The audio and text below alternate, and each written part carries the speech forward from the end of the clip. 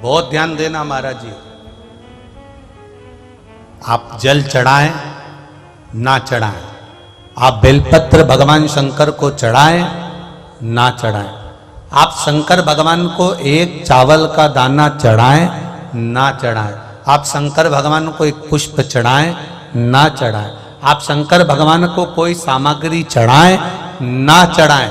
शिव महापुराण की कथा यहां तक कहती है कि आप केवल देव अधिदेव महादेव के सम्मुख में जहां तुम्हारा मन पड़े, तुम्हारे घर के नजदीक में जो शिवालय हो, उस शिवालय में जाकर केवल शंकर भगवान के सामने ही बैठ जाओगे तो तुम्हारी जिंदगी का सारा दुख अपने आप कट जाएगा। केवल महादेव के सम्मुख में पहुंच जाने पर, केवल महादेव के सामने पहुंचकर बैठ जाने पर तुम्हारा दुख कट गया।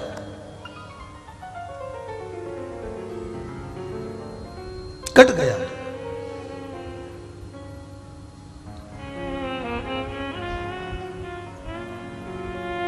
वो कहते हैं ना, मुश्किल की घड़ियों में वही हंसते हैं जिनके दिल में मेरे महादेव बसते हैं। नहीं तो कोई हंसता है क्या?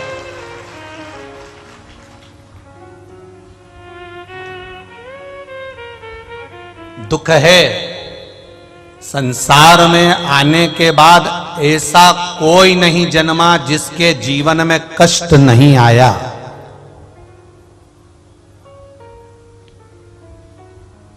ऐसा कोई नहीं जन्मा जिसके जीवन में कष्ट नहीं आया। माता के गर्भ में रहे तो भी कष्ट में रहे, जन्म लिया तो भी कष्ट में रहे, बड़े हुए तो भी कष्ट में रहे, और अंत समय में मरोगे तब भी कष्ट भोगकर ही मरना पड़ेगा। ये निश्चित है।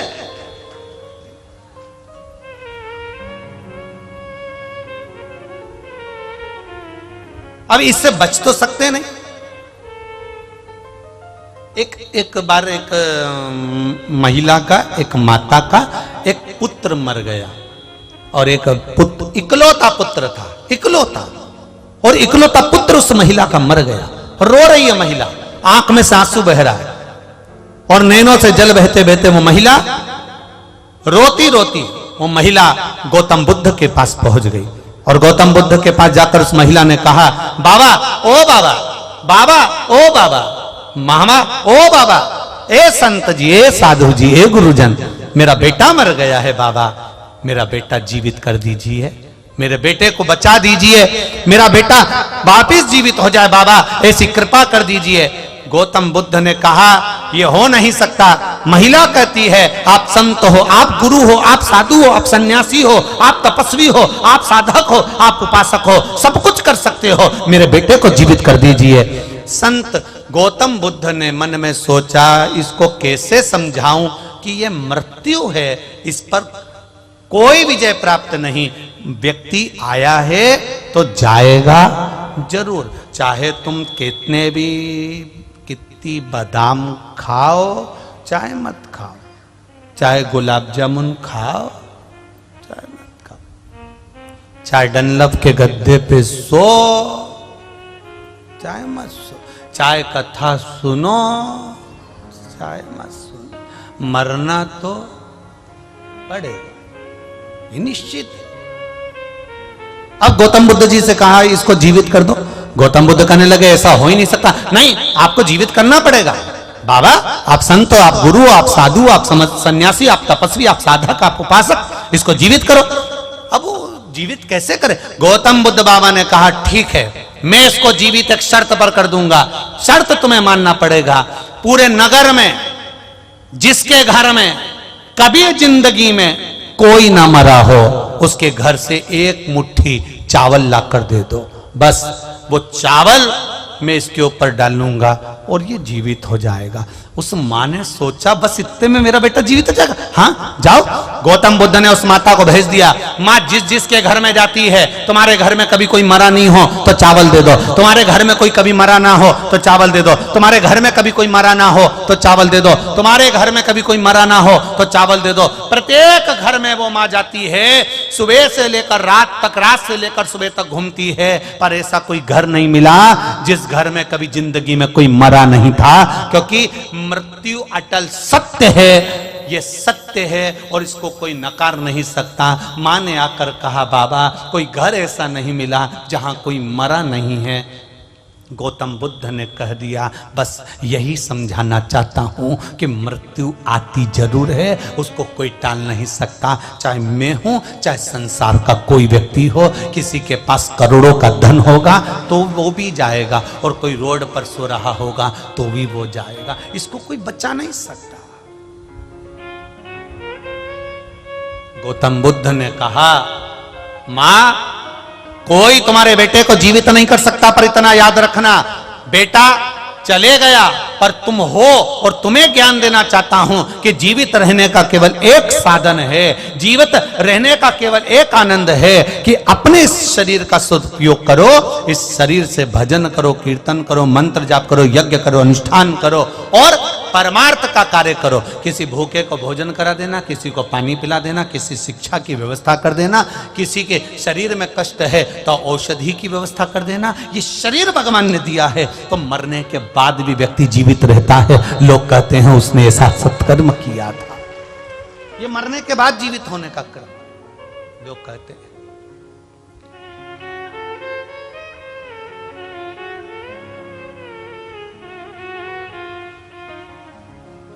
करो भजन।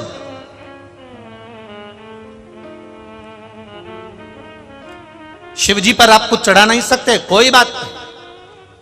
आप घर से लोटा ले जाने में आपको शर्म आती है, शंकर जी के मंदिर में जाने में, कोई बात नहीं। जाओ तो सरी, उसके दरवाजे पर बैठो तो सरी, उसके सम्मुख में पहुंचो तो सरी। सारी समस्या का हल एक लोटा जल। आप उसके सम्मुख में जाओ, उसके सामने पहुंचो, उसके सम्मुख में पहुंचो, मात्र उसके सामने जाकर बैठ जाओ। जैसे कारकोट नाग, कारकोट सर्प शंकर भगवान के शिवलिंग के सम्मुख में जाकर बैठ जाता है और केवल उसके सामने बैठा है। कारकोट ने एक शब्द नहीं कहा, कारकोट ने कोई पुकारा नहीं भगवान को, महादेव को आवाज नहीं लगाई कारकोट ने। कारकोट केवल शिव के सामने जाकर बैठा हुआ था, सम्मुख में बैठा हुआ था, सामने देख रहा था। उतनी देर में तो मेरे देवादिदेव महादेव जो सामने आ जाता है, उसके सामने महादेव भी प्रकट हो जाता है। मेरा महादेव प्रकट हो गया, मेरा शिव सम्मुख में आ गया, मेरा शंकर उनके सामने आ गया।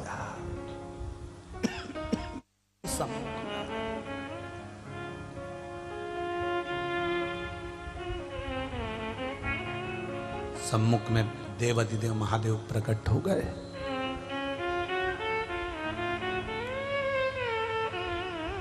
कारकोट महादेव को देख रहे हैं, महादेव कारकोट को देख रहे हैं।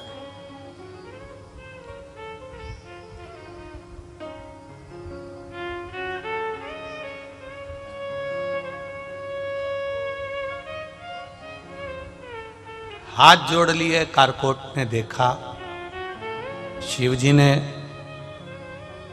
कारकोट नाग को, सांप को देखा तो पूछ लिया, क्या बात है, तुम भय में दिख रहे हो?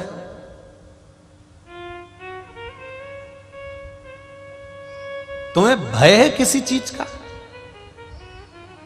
तुम भय में दिख रहे हो? तुम्हारे चेहरे पर भय नजर आ रहा है? तुम्हारा चेहरा भय में है, तुम्हें भय नजर आ रहा है? कारकोट कहते हैं कि जन्मेजय ने सर्प यज्ञ रखा है और सर्प यज्ञ में आहुतियां दे रहा है। सर्प यज्ञ में सर्पों की आहुतियां दी जा रही है और सर्प समाप्त होते जा रहे हैं। मैं भागकर जंगल में आ गया, जंगल में कहा जाता, आपका स्वरूप देखा, इसलिए थोड़ी देर यहाँ आकर बैठ गया। इस मन की शांति के लिए, इस हृदय की शांति के लिए आपसे भी कहूँगा, एक निवेदन आपसे भी करूँगा। जितने लोग आस्था पर सुन रहे हैं, जितने लोग फेसबुक यूट्यूब पर सुन रहे हैं और जितने लोग इस कंजरी गांव की पावन धरा पर कथा सुन रहे हैं, उनसे भी कहूँगा कि जब मन में कहीं भय उत्पन्न हो, जब लगे आपको ऐसा लगने लगे कि अब कुछ भी आगे नहीं है, मेरा जीवन अब समाप्ति की ओर है, जब आपको लगने लगे, उस समय, उस घड़ी, उस पल, उस क्षण पर आप शिव के सामने, मेरे देवादिदेव महादेव के सामने 2 क्षण जाकर बैठ जाना। बस बैठोगे उतनी देर में बाबा महादेव स्वयं आपके दुख को हरण कर लेगा। बैठ जाओ उसके पास, उसके चरणों में जाकर, उसके नजदीक जाकर। मैंने तेरे ही भरोसे ओ बाबा, तेरे ही भरोसे हवा बिच उड़ती जावांगे, बाबा डोर हटो छड़ीला में कटी जावांगी। भोले मैं तेरी पतंग, शंभो मैं तेरी पतंग। अब 2 क्षण उसके पास जाकर बैठ जाओ। एक पत्र आया, देखिए पहले जो वेंटिलेटर पर पड़े हैं उनका फोटो देख लो। जितने लोग टीवी पर देख रहे होंगे वो टीवी पर देख लें। उनकी रिपोर्ट है जो डॉक्टर की लगाई गई है।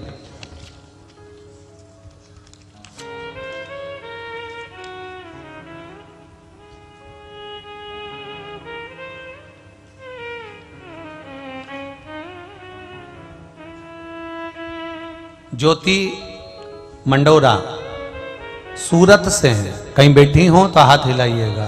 आप ही हैं? दोनों हाथ हिला दो ऐसे। श्री शिवाय नमस्तुभ्यम। एक बार फिर से हाथ हिला दीजिए। हर हर महादेव। मेरा नाम ज्योति मंडोरा। गुरुजी आपसे क्या कहें, बड़ौदा के दूसरे दिन की कथा चल रही थी। उसी समय कथा सुन रहे थे और समाचार आया कि आपकी बहन स्वाति को वेंटिलेटर पर रखा गया है और डॉक्टर ने जवाब दे दिया है कि शरीर केवल 10% ही काम कर रहा है। पूरे शरीर ने काम करना बंद कर दिया, केवल 10% शरीर काम कर रहा है। आप लोग अभी आ जाओ। बस क्या कहें गुरुजी, नाथद्वारा तक जाना मुश्किल हो गया और आंखों में आंसू भर गया कि वेंटिलेटर पर पटक दिया और 10% शरीर काम कर रहा है। धीरे धीरे हम रास्ते भर उनसे बात करते गए, उनका शरीर काम नहीं कर रहा था, पूरा शरीर बेकार हो चुका था। शरीर में श्वास भी धीरे धीरे रुक रही थी। गाड़ी पर चलते चलते बात करते करते पहुंच रहे हैं, पर कथा सुनने से एक मंत्र मिल गया था, श्री शिवाय। जम के बोलो जरा, श्री शिवाय नमस्तुभ्यम। मंत्र मिल गया था, उसको जाप करते करते गए। वहां जाकर हमने शिव जी के मंदिर पर 1 लोटा जल चढ़ाया, भगवान देवाधिदेव महादेव से प्रार्थना करी, मेरी बहन के प्राण बचा लो, अभी उसकी उम्र नहीं है बाबा, आप उसको बचाइए। बस क्या था गुरुजी, लोटा भरकर जल चढ़ाया, उस जल को लाकर उसके होठों पर लगाया। डॉक्टर मना कर रहा था कि वेंटिलेटर पर कोई भी चीज नहीं दी जाती, पर हमने ना उसको पानी पिलाया, हमने केवल उसको होठों पर जल लगाया और बाबा की कृपा देखिए। उसके बाद में मेरी बहन एकदम ठीक हो गई। हमने उसी समय पर निर्णय ले लिया था कि अगली कथा जो कंजरी में होगी, पावागढ़ के पास होगी, वहां हम प्रणाम करने के लिए जाएंगे। ये शिव तत्व है। अब ठीक है बाबू, श्री शिवाय नमस्तुभ्यम। बैठिए। हर हर महादेव। शिव तत्व है शंकर ओ घड़ी।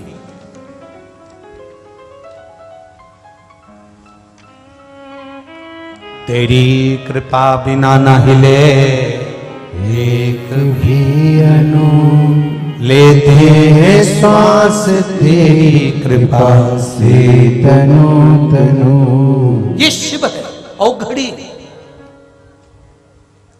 उसकी करुणा बड़ी प्रबल, उसकी दया बड़ी। एक पत्र और है, देखिए।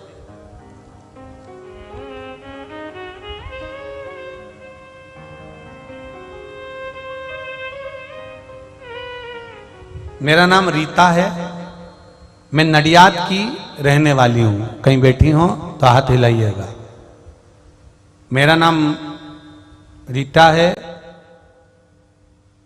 मैं नडियाद की रहने वाली हूं। कहीं बैठी हो तो हाथ हिलाइएगा। रीता जी, मेरा नाम रीता है, मैं नडियाद के लिए रहने वाली हूँ। गुरुजी, मेरे भोले बाबा से मैं क्या बखान करूं। आपने कहा था बड़ौदा की कथा में कि बाबा शंकर की कथा और शिव की भक्ति 3 महीने में कुछ ना कुछ प्रदान कर देती है।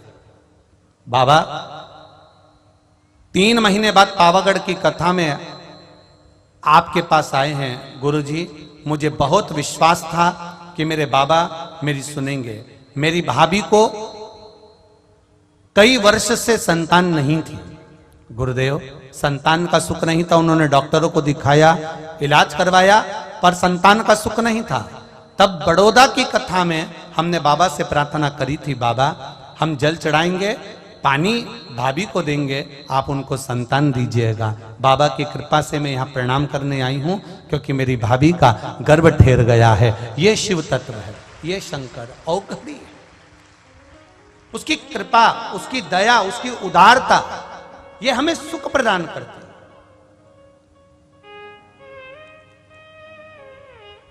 और फिर कहूंगा, जितने भी लोग कथा श्रवण कर रहे हैं इस पंडाल में, कंजरी गांव में बैठकर, कहीं तुम्हारी किस्मत बड़ी प्रबल थी, तुम्हारा भाग्य प्रबल था।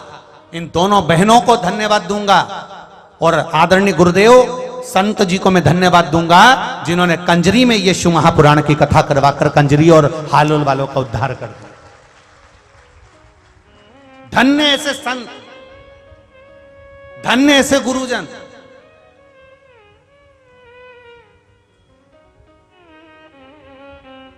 ये बहनों का तो मन हो गया था कि कथा कहीं पर भी हो पर हो जाए, भले वो सीहोर हो पर हो जाए। पर आदरणीय गुरुदेव का जो मन था, मैं राम मंदिर के आदरणीय संत गुरुदेव को चरणों को नमन करता हूं। उनका एक संकल्प कि कथा सीहोर में तो हमेशा होती रहती है, पर हमारा छोटा सा कस्बा है कंजरी, छोटा सा, ज्यादा घर भी नहीं है, ऐसी कंजरी में अगर हो जाए तो कंजरी वालों का भाग्य सहज सरलता में आनंद हो जाए। किस्मत वाले हो कंजरी वाले, हालोल वालों तुम किस्मत वाले हो कि संत इस गंगा को मोड़कर कंजरी तक लेकर आ गए और उसमें तुमने 2 गोता लगा लिया, उसमें तुमने डुबकी लगा। ये तुम्हारा भाग्य, ये तुम्हारे आनंद था। और ये कोई दूसरा नहीं कर सकता, ये संत ही कर सकते, संत के सिवा कोई नहीं। भाग्य। अब ये आपकी किस्मत, आपका भाग्य कि आप कितना ग्रहण कर रहे हो। पर इतना विश्वास जरूर रखना कि कथा सुनने के बाद में 3 महीना लिख कर रखना और अगले 3 महीने में तुम अगले पंडाल में मिलोगे, निश्चित है। बाबा ऐसी कृपा करता है, करता है कृपा, उसकी करुणा ही ऐसी। जो दिल से आपने कहा उससे, उसने दिल से सुना। सांप कारकोट केवल शिवलिंग के सामने बैठा है, कुछ नहीं बोला, केवल सम्मुख में जाकर बैठा है। आप उसके सम्मुख में बैठो तो, आप उसके सामने जाओ तो।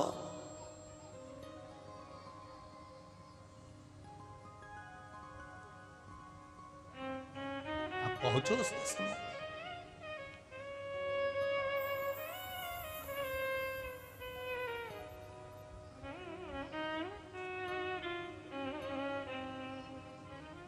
वो कहे, अपनी किस्मत का ताला, अपनी किस्मत का ताला तुम खोलते चलो। श्री शिवाय नमस्तुभ्यं तुम बोलते चलो। श्री शिवाय नमस्तुभ्यं तुम बोलते चलो। अपनी किस्मत का ताला तुम खोलते चलो। अपनी किस्मत का ताला तुम खोलते चलो। शिवाय नमस्तुभ्यं तुम बोलते चलो। शिवाय नमस्तुभ्यं तुम बोलते चलो। श्री शिवाय नमस्तुभ्यं तुम नमस्तुभ्यं तुम बोलते चलो। अपनी किस्मत का ताला तुम खोलते चलो। अपनी किस्मत का ताला तुम खोलते चलो।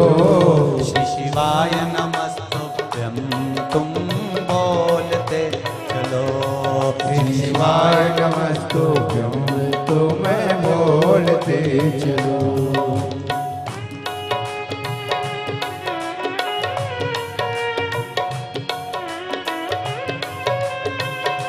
शंभो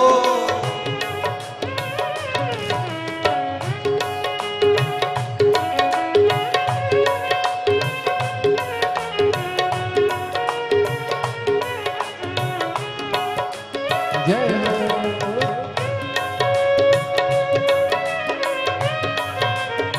हरि बोल। राधे।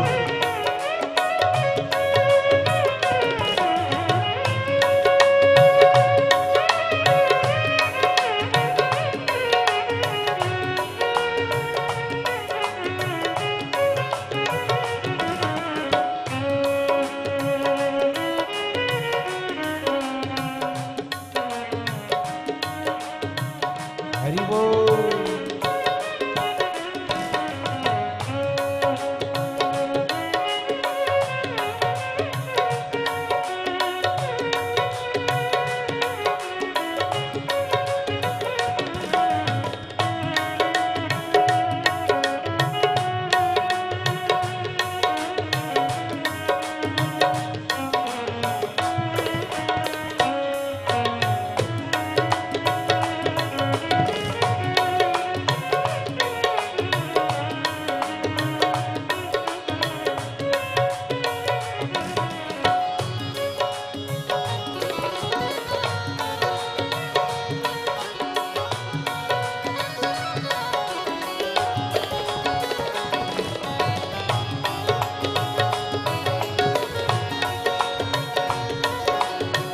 आज 5 जनवरी 2026 की शिव महापुराण कथा पूरी जरूर सुनिएगा आप सब।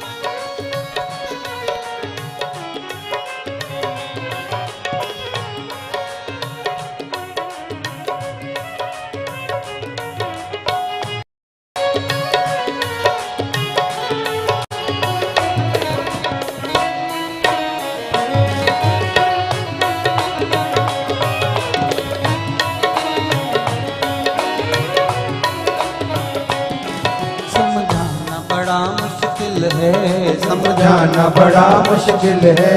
आखिर वो दर्द दिल है, आखिर वो दर्द दिल है। समझाना बड़ा मुश्किल है, समझाना बड़ा मुश्किल है। आखिर वो दर्द दिल है, आखिर वो दर्द दिल है। सच्चा दरबार लगा है, ये भोले की महफिल है। सच्चा दरबार लगा है, ये भोले की महफिल है।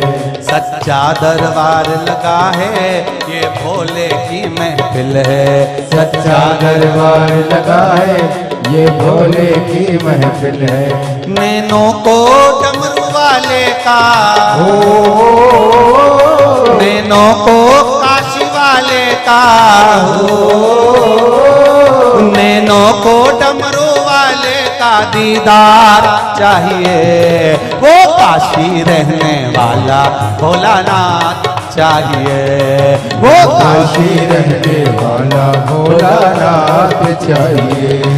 वो काशी रहने वाला भोलानाथ चाहिए। वो काशी रहने वाला भोलानाथ चाहिए। अपनी किस्मत का ताला तुम खोलते चलो। अपनी किस्मत का ताला तुम खोलते चलो। श्री शिवाय नमस्तुभ्यं तुम बोलते चलो। श्री शिवाय नमस्तुभ्यं तुम बोलते चलो। अपनी किस्मत का ताला तुम खोलते चलो। अपनी किस्मत का ताला तुम खोलते चलो। श्री शिवाय नमस्तुभ्यं तुम बोलते चलो। श्री शिवाय नमस्तुभ्यं तुम बोलते चलो।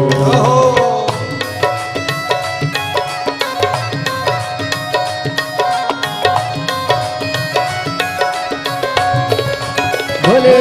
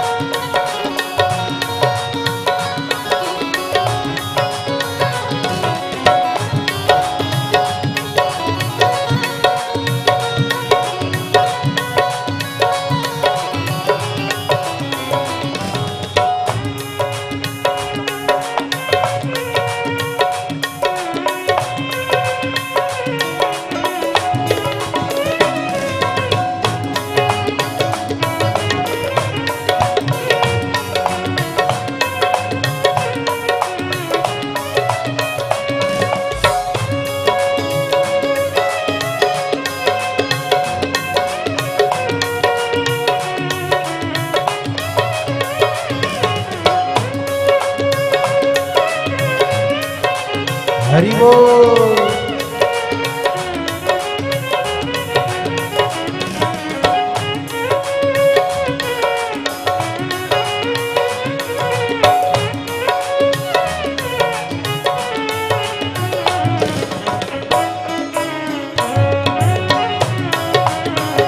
राधे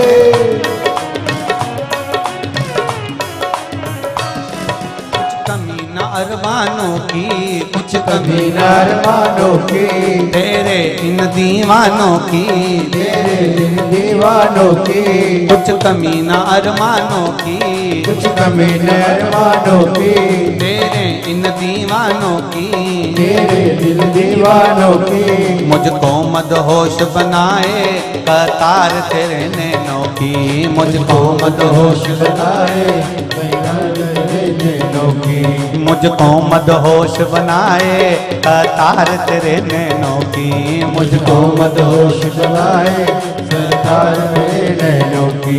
दिल ना छूटे वो,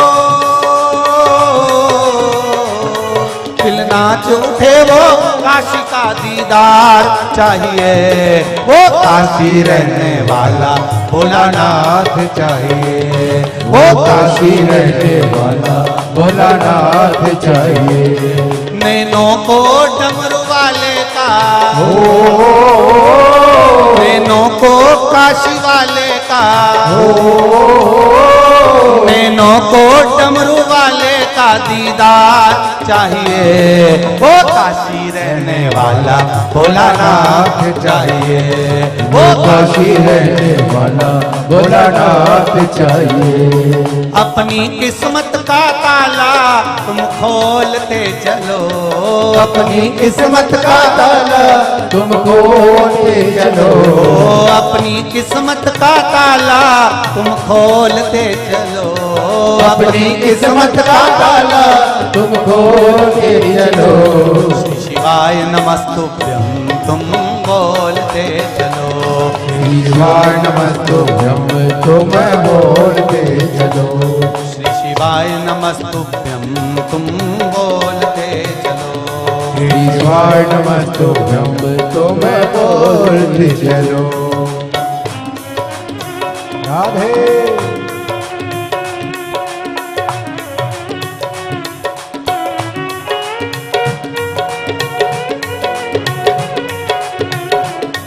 शंभो जय हो हे भोले।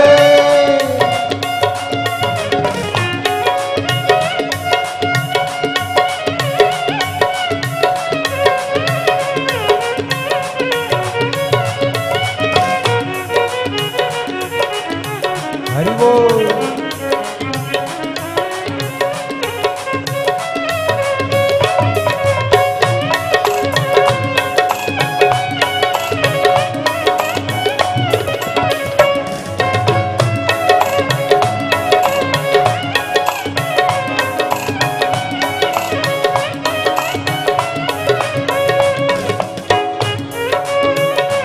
ओहो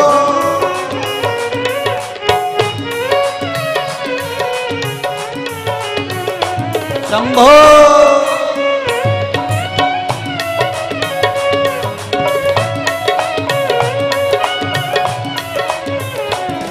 भक्तों के तुम प्यारे हो, भक्तों के तुम प्यारे हो, तुम जिगरी दिल वाले हो, तुम जिगरे दिल वाले हो, भक्तों के तुम प्यारे हो, भक्तों के तुम प्यारे हो, तुम जिगरी दिल वाले हो, तुम जिगरे दिल वाले हो।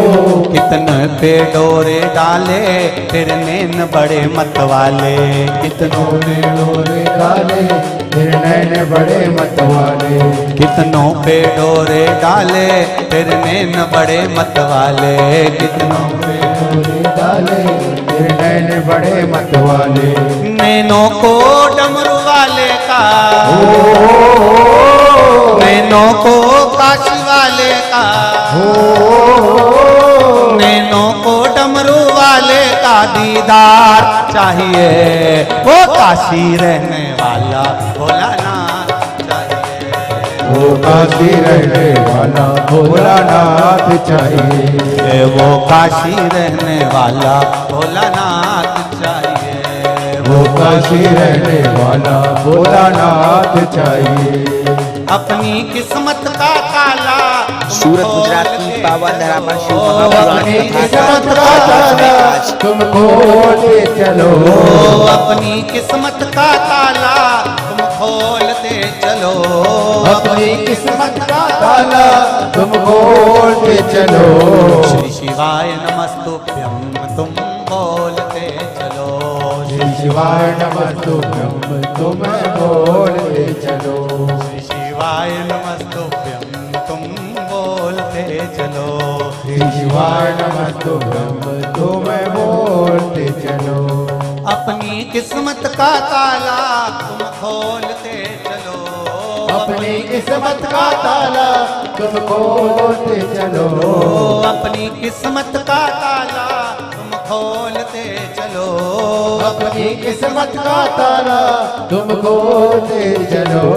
श्री शिवाय नमस्तुभ्यं तुम बोलते चलो, श्री शिवाय नमस्तुभ्यं तुम बोलते चलो, श्री शिवाय नमस्तुभ्यं तुम बोलते चलो, श्री शिवाय नमस्तुभ्यं तुम बोलते चलो, श्री शिवाय नमस्तुभ्यं तुम बोलते चलो, श्री शिवाय नमस्तुभ्यं तुम बोलते चलो, श्री शिवाय नमस्तुभ्यं तुम बोलते चलो, श्री शिवाय नमस्तुभ्यं तुम बोलते चलो, श्री शिवाय नमस्तुभ्यं तुम बोलते चलो, श्री शिवाय नमस्तुभ्यं तुम बोलते चलो। हार हार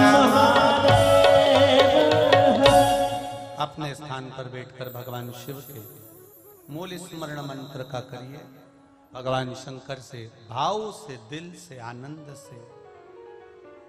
गुप्त नवरात्रि का अवसर, माँ भद्रकाली पावागढ़ वाली का सुंदर आनंद, सीताराम सरकार का सुख, संतों का पावन सानिध्य और शिव महापुराण की कथा।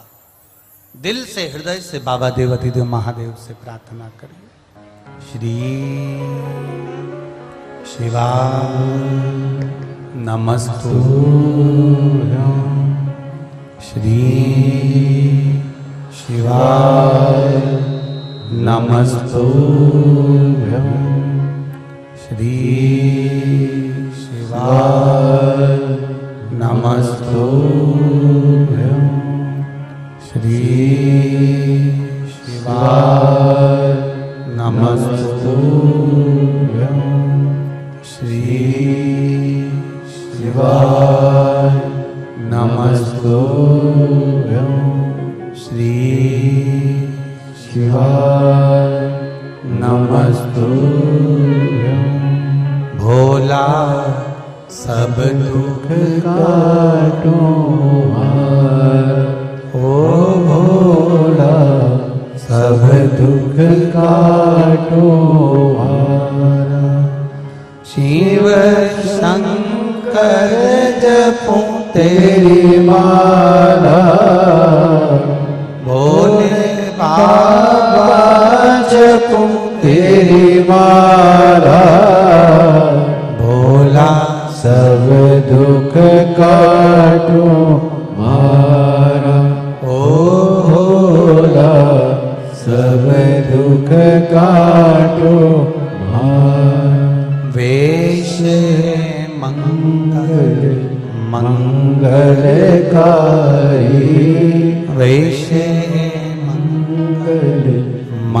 मंगलकारी।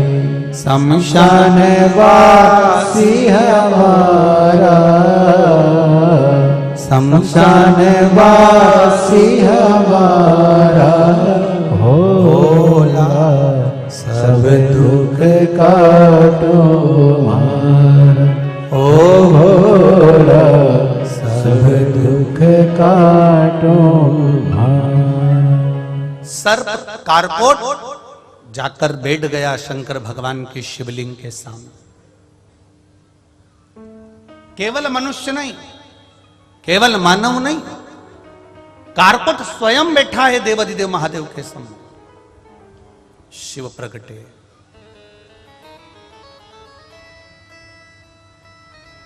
भगवान देवाधिदेव महादेव प्रकट हो गए। कारकोट मांग तुझे क्या चाहिए? अब कारकोट कह रहा है कि मेरे को मांगना तो कुछ है नहीं, तो तेरे चेहरे पर भय क्यों है? तेरा चेहरा भयभीत है, तेरे चेहरे पर भय नजर आ रहा है। क्यों? किस लिए? कारण क्या है? कारकोट कहता है, प्रभु जन्मेजय सर्प यज्ञ कर रहे हैं और वो सर्प यज्ञ की आहुतियों में सर्प को अग्नि में दे रहे हैं। मैं वहां से भाग कर आया हूं, वीरान वन में आया, आपका शिवलिंग देखा, इसलिए यहाँ पर आ गया। कुछ कृपा कर दीजिए कि मेरे प्राण ना जाए और अकाल मृत्यु वो मरे।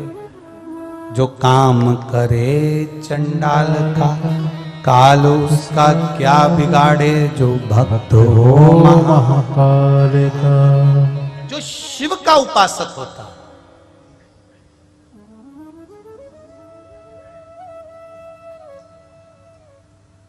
शंकर का जो उपासक होता है उसका बाल बांका नहीं होता। कितना सुंदर शंकर जी का एक नाम है यतिनाथ। जम के बोलो जरा, कौन सा? यतिनाथ। मतलब भगवान शंकर अतिथि बने हैं, मेहमान, तो उनका नाम हो गया यतिनाथ। आज भी जब हम किसी लड़का या लड़की का संबंध करने के लिए जाते हैं, किसी छोरा छोरी का, डिकरा डिकरी का, जब संबंध करने के लिए जाते हैं, विवाह करने के लिए जाते हैं, तो पहली बार अगर हम जानते हैं कि लड़का अच्छा है या लड़की अच्छी है और हमको ये संबंध करना है, हमको ये विवाह पक्का करना है, तो यतिनाथ भगवान शिव का नाम लेकर जाया जाता है। क्या नाम लेकर जाते हैं? यतिनाथ।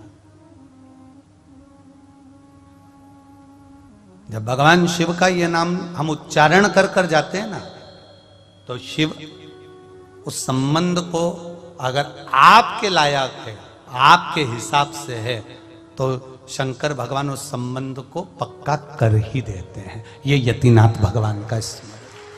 शिव का एक नाम है यतिनाथ।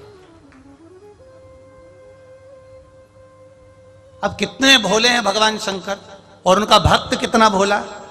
भोलेनाथ के मंदिर में आज एक आहुक बेलपत्र नाम आप का जरूर चढ़ाइएगा। भील था, जिसका नाम था आहुक। उसकी धर्मपत्नी का नाम था आहुका। अब दोनों का नाम का स्मरण कर ले आप। भील का नाम क्या है? बोलो बोलो जम के। आहुक। और उसकी धर्मपत्नी का नाम आहुका।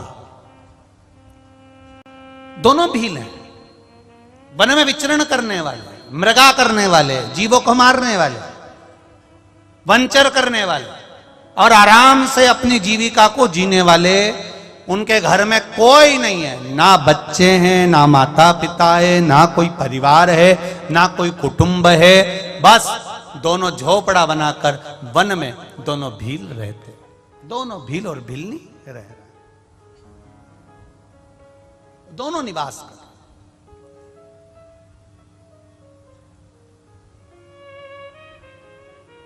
अब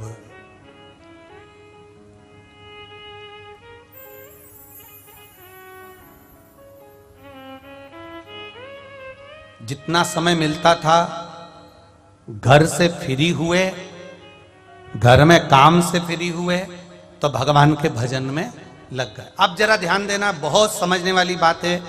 मेरे गुजरात की बहनों से निवेदन है और भाइयों से निवेदन है, आज का जो जमाना है वो आज के जमाने में लोग अलग रहते हैं, अलग रहते हैं तो उनके साथ ज्यादा बड़ा परिवार नहीं रहता, केवल, समझ गए क्या? हाँ बस इतना में तो तुम समझ जाते हो।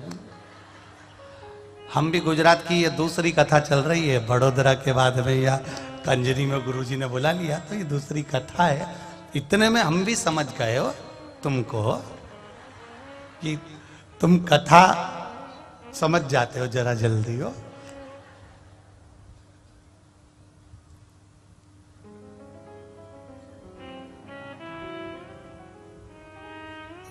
कोई कह रहा था गुरुजी कि छत्तीसगढ़ कथा करे तो महाराष्ट्र कथा करते हो, वहां कथा करते हो, वहां कथा करते हो, तो वहां तुम एक बात को 3-4 बार कहते हो, और यहाँ गुजरात में कथा करते हो तो एक बात को एक ही बार कहते हो। हमने कहा यहाँ के लोग जरा जल्दी समझ जाते हैं, क्योंकि यहाँ जो माताएं वस्त्र धारण करती है तो ऐसा करके, और वो बाल भी अच्छा जूड़ा वूड़ा बना के और बढ़िया बैठती है। अब हमारे उधर थोड़ा सा ऐसे बैठते हैं तो वो अंदर घुसते घुसते थोड़ा समय लगता है। अब यहाँ घुसने में देरी नहीं लगती है, एकदम सट से अंदर चले जाए तो तुरंत इनको बैठ जाना, तुरंत एक ही बार में। आज आप सभी को सोमवार के दिन भोलेनाथ का श्रृंगार जरूर करना चाहिए। 2026 का पहला सोमवार है आज। मतलब समझ में आ गया। अब शिव कथा कर रही, दोनों निवास कर रहे हैं। अब समझने वाली बात यह है कि भील और भिलनी दोनों साथ में रह रहे हैं। रहने के बाद परिवार का जब काम हो जाता है, फ्री हो जाते हैं, शंकर भगवान के मंदिर पहुंच जाते हैं, शिवलिंग का स्मरण करते हैं, शंकर का अनुमोदन करते हैं, शिव तत्व को जानते हैं, दोनों भगवान शंकर की पूजन में लग जाते हैं। अब इनके पास पूजन का कोई सामान नहीं है, पत्तियां वृक्ष की तोड़ी, शिव का श्रृंगार कर दिया, कहीं से जल भर कर लाए, शंकर का स्नान कर दिया, थोड़ा सा जल लाए, शिव मंदिर को साफ कर दिया। आपको पहले भी कथा में कहा, कुछ नहीं कर सकते तो शिव मंदिर में जाकर वहां का निर्माल्य उठाकर विसर्जन में रख दो, ज्यादा ना बने तो मंदिर की सफाई कर दो। एक पत्र आया है, सुनिए।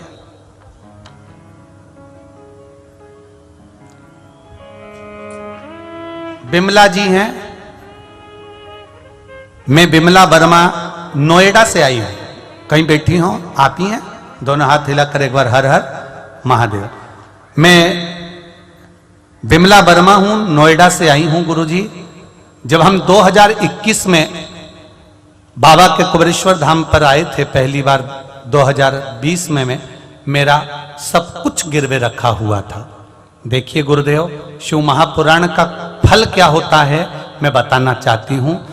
मेरे घर में बहू का मंगलसूत्र, मेरे कानों की बालियां, बच्चों का जो भी सामान था, चांदी की बच्चों की पायल, गले का मंगलसूत्र, कान की बाली, कोई सामान हमारे घर में नहीं था, सब गिरवे में रखा हुआ था। मकान, जमीन, जायदाद कुछ भी नहीं। मेरा बेटा वृंदावन में ही काम करता है, उसका काम धंधा भी बंद हो गया था, कुछ भी नहीं था।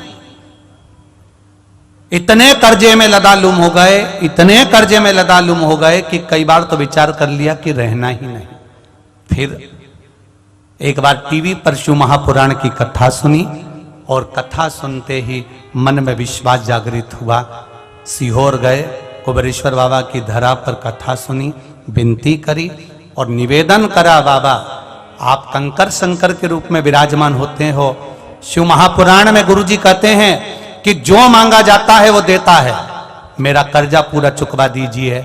घर में मंगलसूत्र तक मेरे गले में पहनने के लिए नहीं, मेरी बहू के गले में भी मंगलसूत्र पहनने को नहीं, कान में बाली नहीं, सब हंसते हैं बाबा। बाबा मैं ये 2022 की इस कथा में कंजरी गांव में इसलिए आई हूं क्योंकि मेरे बाबा ने जो 2020 का कर्जा था 2021 से चुकाना चालू कर दिया और आज 2022 में पूर्ण तरह से कर्जे से मुक्त हो गई। तो मैं यहाँ प्रणाम करने आई हूँ। बैठिए बहन। श्री शिवाय नमस्तुभ्यम। मैं नोएडा से आई हूँ, बाबा को प्रणाम करने के लिए आई हूँ और बाबा से विनती करने आई हूँ। मेरी एक तमन्ना है कि मैं भी नोएडा में एक शिव महापुराण की कथा कराऊं। ये बाबा से विनती करूं। शिव तत्व है शंकर।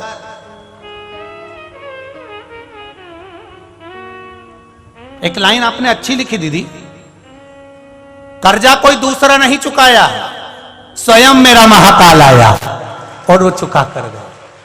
आज मैं वापिस मंगलसूत्र और बालियां पहन रही हूं। ये शिव की कृपा है, ये शिव की उदारता है, शंकर की कृपा। सारी समस्या का हल एक लोटा जल। अब शिव तत्व को जानो, शंकर की उदारता, शंकर का गुणगान, शिव की भक्ति। फिर कहूंगा कंजरी में अगर ये कथा आई है तो कंजरी वालों का कुछ भाग्य खोलने के लिए आई होगी, हालोल वालों का भाग्य खोलने के लिए आई। ये कथा ऐसे आती ही नहीं है, कितना ही प्रयास करो। वो तो ना जाने ये दोनों बहनों की कौन सी बुद्धि फिरी थी और ये गुरुजी के पास पहुंच गई और गुरुजी ने इस कथा को यहां पर पकड़ कर लिया है। ये प्रभु की कृपा है। बहुत मुश्किल, बहुत मुश्किल। और कितना पुराना बुकिंग है, कितना पुराना शिव महापुराण की बुकिंग है। जब कोरोना चल रहा था 2019 की, तब जाकर 2023 में हो रही है। ये शिव तत्व है शंकर की। कब की बुकिंग, अब कथा हो रही है। ये शिव तत्व है। मैंने तेरे ही भरोसे, ओ बाबा तेरे ही भरोसे, हवा में उड़ते जाओगे बाबा डोर हटो छड़ीला में कटी जाओगी। भोले मैं तेरी पतन, शंभो मैं तेरी पतन, हवा विच उड़ती जाओगे बाबा डोर हटो छड़ीला में कटी जाओगी। ये शिव तत्व है, ये शंकर और उसकी उदारता। आहुक आहुका दोनों रह रहे हैं, काम होने के बाद शंकर की आराधना कर रहे हैं। ये हमको सीखना है। परिवार में रहो, भले दो ले रहे हो, एक फ्लैट में आप रह रहे हो, आपके बच्चे रह रहे हैं, कोई नहीं रह रहा। घर का जब सारा काम समाप्त हो जाए, घर का पूरा फैलारा जब उठ जाए, घर का पूरा कार्य हो जाए, फ्री हो जाओ, तब 1 मिनट, 1 क्षण, आधा घंटा, 5 मिनट, 10 मिनट, जितना तुमको मिल जाए। हमारे संतों ने तो हमको 24 घंटा दिया है भजन करने को। 24 घंटे नहीं कर सकते तो कम से कम 12 घंटा कर लो। 12 घंटा तो सीओर वाला महाराज ही नहीं करता, तो तुम कैसे करो? फालतू की बात करना, जो है वो है, उसमें कौन सी दिक्कत। हम अपने आप को ना बदले। बोलो नंदी महाराज की जय हो। एक माता अपने बच्चे को लेकर गुरुजी के पास आई। गुरुदेव गुरुदेव। गुरुजी ने पूछा क्या है? हाथ जोड़ के निवेदन है, मेरे बच्चा बहुत मीठा खाता है, तुम इसकी शक्कर बंद करा दो। गुरुजी ने कहा ठीक है, 1 हफ्ते बाद आ जाना। अब वो 1 हफ्ते बाद आई और 1 हफ्ते बाद आई और बेटे से गुरुजी ने कहा बेटा कल से शक्कर खाना बंद कर देना। अब महिला को गुस्सा आ गया। इतनी सी बात कहने के लिए 1 हफ्ते इंतजार कर। उस दिन क्यों नहीं बोले गुरुजी? गुरुजी बोले किसी को अगर ज्ञान दे रहे हो तो पहले अपने पर भी अमल करना पड़ता है। 1 हफ्ते पहले मैंने शक्कर छोड़ दी थी, इसलिए इसकी छुड़वाई है। अब हम किसी को ज्ञान दे रहे हैं, क्रोध मत करो, और मालूम पड़े फिर किसी को ज्ञान, क्रोध मत करो, फिर तन्न फन, तो फिर कहना और करने में अंतर क्या हुआ? फिर क्या मतलब का ऐसा कहना? गुरु जी कहते हैं पहले मैंने अपनी शक्कर छोड़ी, फिर मैंने इसको कहा कि बेटा शक्कर छोड़ो। क्यों? हम अपने भीतर से विकार निकालेंगे, तब दूसरे को बताएंगे, तब दूसरे पर उसका असर पड़ता है। हम सुधरेंगे, युग सुधरेगा, हम बदलेंगे, युग बदलेगा। हम ही नहीं सुधरे तो फिर क्या मतलब का सुधर? कहो बच्चों से, 24 घंटा संतों ने दिया। 24 घंटा भजन नहीं कर सकते, 12 घंटा करो। 12 घंटा नहीं कर सकते तो 6 घंटा करो। 6 घंटा नहीं कर सकते 3 घंटा करो। 3 घंटा नहीं कर सकते 2 घंटा करो। 2 घंटा भजन नहीं कर सकते 1 घंटा करो। 1 घंटा नहीं कर सकते 15 मिनट करो। 15 मिनट नहीं कर सकते 5 मिनट करो, पर शिव भक्ति शंकर का स्मरण करो। 5 मिनट नहीं कर सकते 1 मिनट करो। 1 मिनट नहीं कर सकते तो चुल्लू भर पानी में डूब मरो। उसके सिवाय कोई साधन है भी नहीं। 24 घंटे में से 1 मिनट भी हम परमात्मा को नहीं दे पाए तो हमारा जीवन बेकार। फिर उस जीवन का महत्व क्या है? वो जीवन का सार तत्व क्या है? करो भक्ति। भगवान की भक्ति में जीवन में एक आनंद की अनुभूति होती, एक सुख की अनुभूति। राम राम रटते रहो जब तक घट में प्राण, कबहु तो दीन दयाल के भनक पड़ेगी कान। भजो परमात्मा को। आहुक और आहू का दोनों शिव भक्ति करते हैं। जैसे ही समय मिलता है शंकर की भक्ति में डूब जाते हैं। आपको भी जैसे समय मिले शिव भक्ति करना प्रारंभ कर दो। कुछ नहीं बने 15 मिनट कथा सुन लो, नहीं बने टीवी भी नहीं है तो मोबाइल पर सुन लो, नहीं बने तो श्री शिवाय नमस्तुभ्यं का जाप कर लो। ये भी ना बने पंचाक्षर मंत्र जप लो नमः शिवाय। ये भी ना बने तो षडाक्षर मंत्र जप लो ओम नमः शिवाय। ये भी ना बने तो द्वादशाक्षर मंत्र जप लो ओम नमो भगवते वासुदेवाय। ये भी ना बने तो 2 अक्षर का मंत्र जप लो, राम का स्मरण कर लो। ये भी ना बने तो 2.5 अक्षर का मंत्र श्री कृष्ण का जप कर लो। पर करो इस चित्त को, इस चिदानंद को, इस वृत्ति को, इस मन को परमात्मा में थोड़ा ना थोड़ा रमाने का प्रयास करो। क्यों?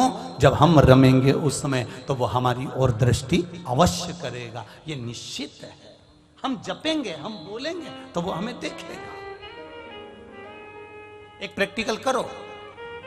तुम यहां से जाती जाती आवाज लगा देना, कोई आगे चल रहा हो उसको,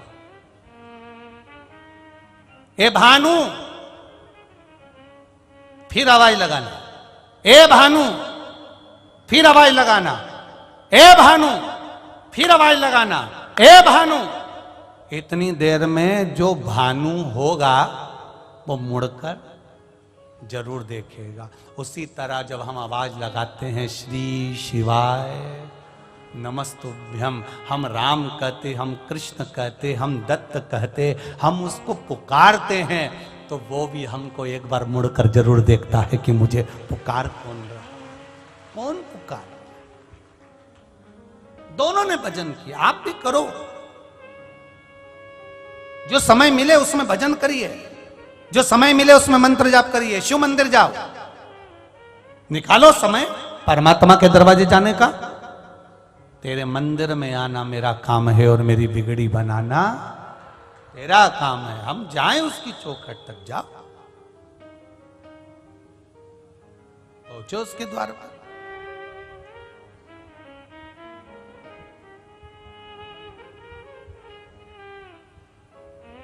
महाराज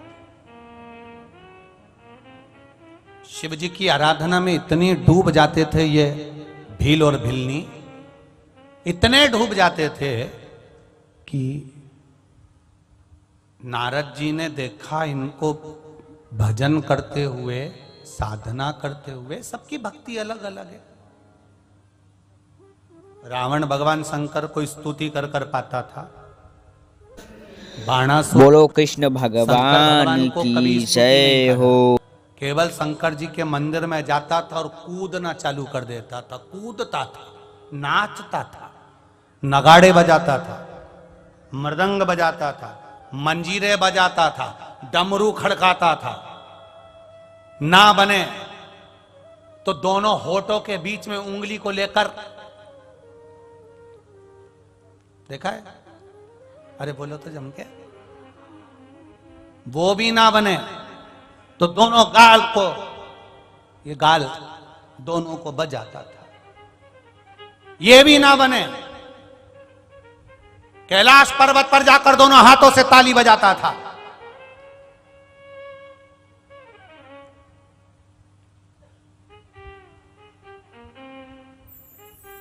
रावण स्तुति करता है, देवता स्तुति करते हैं, पर बाणासुर को स्तुति नहीं करता, केवल शिव मंदिर में नाचता, नगाड़े बजाता, ढोल बजाता, मंजीरे बजाता, कूदता, चिल्लाता, भगवान शंकर को जिस तरह से रिझाना उस तरह से रिझाता, खूब नाचता। तो क्या बाणासुर पे भगवान शंकर प्रसन्न नहीं हुए? कितने प्रसन्न। एक बार बाणासुर बस एक ही धुन रमा कर बैठ गया, बम बम बम बम बम बम बम बम बम बम बम बम बम बम बम बम। शिव जी आ गए उसके पास में, ओ दादा चुप हो जा, बहुत देर से रेडियो चल रहा है, सिर दुखने लगा, थोड़ा शांत हो जा। नी हुआ, फिर चिल्लाने लगा, बम बम बम बम बम बम बम बम बम बम बम बम बम बम। पार्वती जी बोली तुम चले जाओ, इसको आशीर्वाद दिया, पागल कर दिया इस, बम बम बम बम बम बम बम बम। शंकर जी बोले 3 बार हो आया, कुछ मांग भी नहीं रिया, बस बोले ही जा रिया, बम बम बम बम बम बम बम बम बम बम।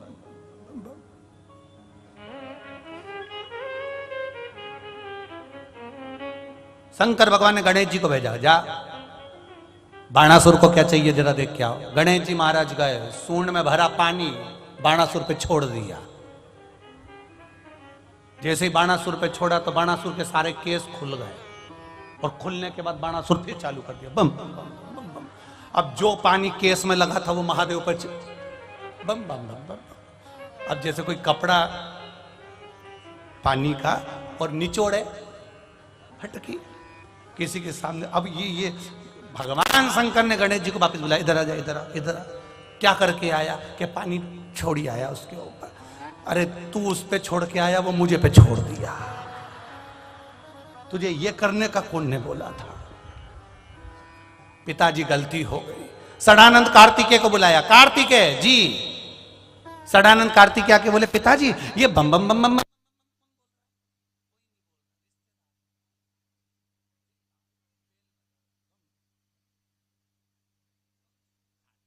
जी ने कहा पिताजी पूरे शरीर पे भस्म लगी है, और भस्म पे ऐसे छोटे छोटे दाने पानी के कितने सुंदर लग रहे हैं। शंकर जी बोले सुंदर नहीं लग रहा, तेरा छोटा भाई जाके पानी फेंकी आया उस पे, उसने बाल हिला हिला कर हम पे फेंक दिया। क्या करना है पिताजी? बस जाकर पूछ के आओ इसको क्या चाहिए। सदानंद कार्तिकेय जी गए, और सदानंद कार्तिकेय जी ने जो जाकर पूछा, बाणासुर, ओ बाणासुर। बाणासुर कुछ नहीं बोल रहा, बम बम बम बम बम बम बम बम बम।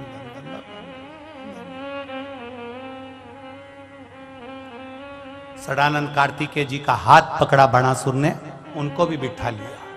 करेंट इतना तेज था बाणासुर का कि सदानंद कार्तिकेय 6 मुंह से चालू हो गए, बम बम बम बम बम बम बम बम बम। अभी 2 स्पीकर थे, अब इतने लगे सब बम बम बम बम बम बम। अब पार्वती जी बोली कुछ ज्यादा ही गड़बड़ी हो रही है, बहुत भयंकर नाद हो रहा है, चिल्लाए जा रहा है। शंकर भगवान पहुंचे और शिव जी ने जो जम के चिल्लाया, डमरू बजाकर जो अकलक जगाया। बाणासुर उठे, प्रभु आप। शंकर भगवान बोले हम तो 3 बार आके चले गए, तुम ही नहीं उठ पाए। प्रभु बस आपका दर्शन हो गया नाथ। शिव जी ने कहा मांग ले, तुझे क्या चाहिए? क्या मांगूं? बस मेरे नगर में चलो और हमारे पूरे नगर की रक्षा करो। शंकर भगवान बोले, एक कथा मेरे को पहले की याद है, राजा बलि के दरवाजे पर भगवान विष्णु द्वारपाल बने थे और तू मेरी वही हालत करने वाला है। हम जान गए तुमको। उस समय पर वो अकेले थे। बाणासुर ने कहा आप अकेले नहीं चाहिए, मैया भी हमारे साथ चले और हमारे यहां की रक्षा करे। पार्वती जी बोली, लगा दो बम बम बम बम बम बम बम बम बम। मैं समझ गई थी जरूर कोई बात है। शिव पार्वती बाणासुर की नगरी में पहरा दे रहे हैं, क्षेत्रपाल बनकर बैठे हैं। एक दिन बाणासुर की छोरी उषा बाणासुर के पास आई और आकर बोली, पिताजी। पिताजी बोले, क्या है बेटी? राधिका रानी मेरे को कोई संगीत की सिखाने वाला नहीं है। हो। मुझे संगीत कौन सिखाएगा? बाणासुर ने कहा, इतनी दूर जाने की जरूरत क्या, घर में ही टीचर है। कौन? पार्वती जी। चल उनके पास। हाथ पकड़कर बेटी का उषा का बाणासुर पार्वती जी के पास पहुंच गए। माँ, माता जी ने पूछा, क्या हो गया? कुछ नहीं माँ, इसको संगीत सिखा दो। पार्वती जी बोली, मैं कैसे संगीत सिखा सकती हूं? बाणासुर बोले, कोई बात नहीं, कल से मैं यहां पर समाधि में वापिस बैठ जाऊंगा। पार्वती जी बोली, रहने दे, मैं खुद संगीत सिखा दूंगी, तू जा यहां से, मैं खुद सिखा दूंगी। उषा को संगीत मेरी मां सिखा रही हैं। सिखाते सिखाते सिखाते सिखाते उषा संगीत में इतनी डूब गई थी, इतनी डूब गई थी, उसकी चित्त वृत्ति में भगवान कृष्ण का पोता अनिरुद्ध आ गया था। अनिरुद्ध इतनी डूब गई थी।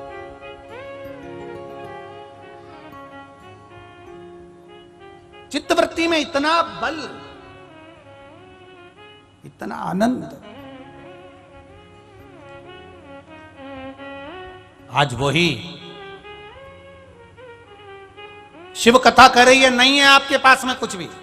आप शिव जी के मंदिर में थोड़ा सा पोछा लगा लो, थोड़ा बुआरी काट लो, थोड़ी झाड़ू लगा लो। का पहला सोमवार सभी भक्तों को आपने बुआरी काटी, झाड़ू लगाई, उसमें भी फल है। ये पत्र आया, देखो।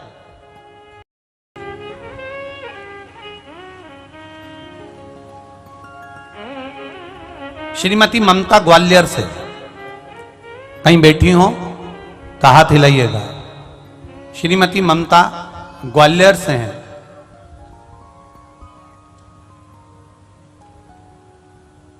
गुरुजी, एक लोटा जल और देवाधिदेव महादेव के मंदिर की झाड़ू और पोछा लगाने का फल क्या है? मेरे पति की दोनों किडनियां खराब हो गई थी। डॉक्टर ने बोला था कि यह नहीं जिंदा रहेंगे। किडनियां दोनों फेल हो गई। तब मैंने पशुपतिनाथ व्रत किया, शिव मंदिर में झाड़ू लगाती, पोछा लगाती, एक लोटा जल चढ़ाती, बाबा देवाधिदेव महादेव पर चढ़ा हुआ एक बेलपत्र लेकर आती, उनको देती। बाबा की कृपा से उनकी दोनों किडनियां काम करना प्रारंभ कर दी। ये देवाधिदेव महादेव, ये शंकर, ये ओघड़ी, ये शिव। सहज भक्ति कैसे करें? हम उसके भजन में डूबे, हम उसके स्मरण में डूबे, हम उसकी भक्ति में डूबे, हमारा चित्त वृत्ति मन उसके चरणों में जाए, वो संभाल ले। अब सौंप दिया इस जीवन का सब भार तुम्हारे हाथों में, हे हार तुम्हारे हाथों में, और जीत तुम्हारे हाथों में। बस आपके भजन का तरीका कैसा, आप किस तरह से भज रहे हो भगवान को। भगवान कभी नहीं कहता कि तुम अच्छे कपड़े पहनकर आओ। भगवान ये कभी नहीं कहता कि मेरे लिए ढेर सारा सामान लाओ। भगवान ये कभी नहीं कहता कि मेरे लिए सोना चांदी हीरा पन्ना अंबार पीताम्बर लाओ। भगवान शंकर कहते हैं, तेरा मन करे दो क्षण आदि में पुनि बहुत उतना दिल से मुझे रिझा लेना, मैं तेरा हो जाऊंगा। इन आहुक और आहुका की भक्ति को देखकर देव ऋषि नारद ने तुरंत देखा और इनकी भक्ति के बल को देखकर इनकी परीक्षा ली। उस परीक्षा में देखा कि ये शिव भक्ति में डूबे रहते, शंकर के भजन में डूबे रहते, दोनों भिलनी है, इनकी बुद्धि नहीं है, इनमें चित्तता नहीं है, इसके बाद भी भजन कर रहे हैं। के भगवान की जय। शिव महापुराण की कथा कहती है, डॉक्टर बनने के लिए, डॉक्टर बनने के लिए आपकी मार्कशीट देखी जाएगी, इंजीनियर बनने के लिए आपकी डिग्री देखी जाएगी, कलेक्टर बनने के लिए आपकी डिग्री देखी जाएगी, जज बनने के लिए आपकी डिग्री देखी जाएगी, वकील बनने के लिए आपकी डिग्री देखी जाएगी, मिनिस्टर बनने के लिए आपकी डिग्री देखी जाएगी, पर भगवान का भक्त बनने के लिए कोई डिग्री नहीं देखी।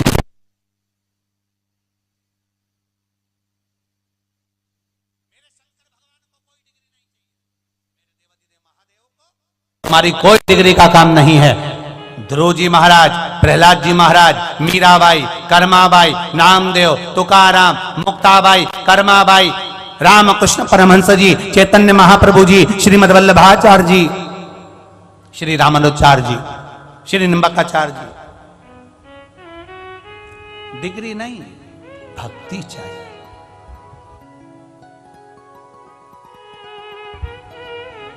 भगवान को डिग्री नहीं चाहिए, भगवान को भक्ति चाहिए।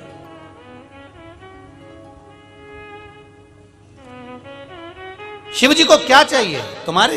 तुम कितने पढ़े लिखे हो, शंकर भगवान को मतलब नहीं है। बहुत पढ़ा लिखा व्यक्ति मरता नहीं है क्या? अरे बोलो तो रे कंजरी वालों, बोलो तो सही। बहुत पैसे वाला व्यक्ति जिसके यहां करोड़ों का धन है, खूब पैसा, वो नहीं मरता क्या?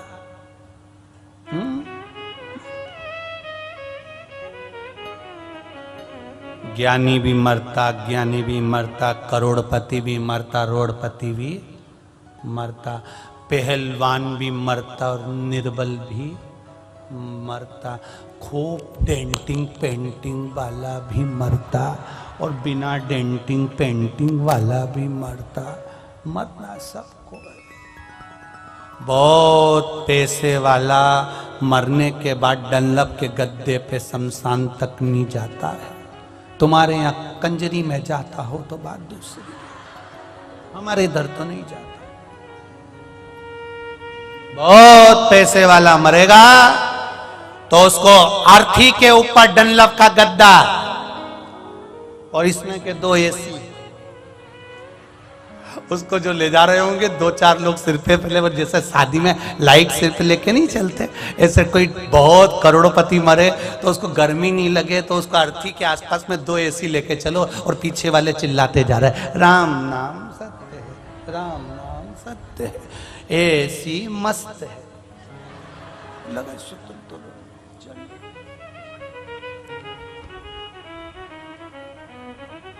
जाएगा जब यहां से कुछ भी ना पास होगा, 2 गज कफन का टुकड़ा तेरा लिबास होगा। हमेशा क्वालिटी का सामान पहनता रहा, कपड़े भी कंपनी के, घड़ी भी कंपनी की, जूते भी कंपनी के, हेट भी कंपनी का, बूट भी कंपनी का। मरा तब कफन कौन सी कंपनी का था? कफन की कंपनी नहीं है। वो तो बस जाके रोते रोते कह दिया काका जी निपटी गया। अच्छा बताना भी नहीं पड़ता, कपड़े सिलवाओ तो बताना पड़ता है आस्तीन 3 की, 4 की, कुर्ता की लंबाई 6 की कि 5 की, पर मरने वाले का तो जाके बोल दो बस मर गया। कपड़े वाला भी नहीं पूछेगा कि कितना लंबा था, उसको मालूम है पहले से, उसने काट के पहले ही दे दिया। नमस्तुभ्यम। अब यहाँ तो नाप भी उसके पास में है, कितना चतुर है कपड़े वाला, तुरंत कटा कटा। अब वहां किसी ने नहीं पूछा रेमांड का है।